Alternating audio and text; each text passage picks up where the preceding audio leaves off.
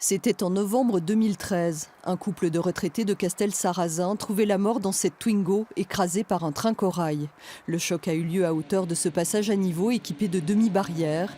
La presse locale évoque alors un possible suicide, une information qui proviendrait de la SNCF mais qui est contestée par le fils des victimes de l'accident et leurs voisins les plus proches. Quand on connaît ces personnes-là, on ne peut pas imaginer une seule seconde qu'ils aient envie de se suicider. C'est impossible, mais vraiment impossible. C'était la veille de la Toussaint, je me souviens, il me semble. Et pour pas être ennuyés par d'autres gens, ils avaient mis des fleurs dans leur Twingo. Ils allaient au cimetière. C'était leur rituel d'aller au cimetière avant le 1er novembre, pour pas tomber dans la foule.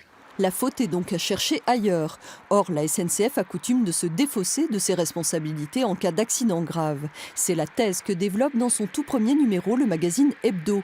Il s'appuie sur un rapport d'expertise judiciaire reçu par une juge du tribunal de Montauban 15 jours avant le drame de Millas. On peut y lire que les passages à niveau ont potentiellement tous un niveau de défaillance et que les installations sont obsolètes. D'après ce rapport, les techniques mises en œuvre aujourd'hui sont restées quasiment les mêmes qu'il y a 70 ans. L'Hebdo cite les catastrophes de Millas, Brétigny-sur-Orge et Castel-Sarrazin, un état de fait qui étonne le maire. Je suis surpris que Castel-Sarrazin soit cité à ce niveau-là, surtout par rapport à un fait qui s'est produit. Je pense qu'il y a une psychose qui s'installe malheureusement depuis l'accident de Millas. Et il faut aussi prendre toutes les mesures. C'est normal que l'État s'en inquiète. Je pense que c'est à lui et à lui seul de voir avec RFF ce qu'il en est.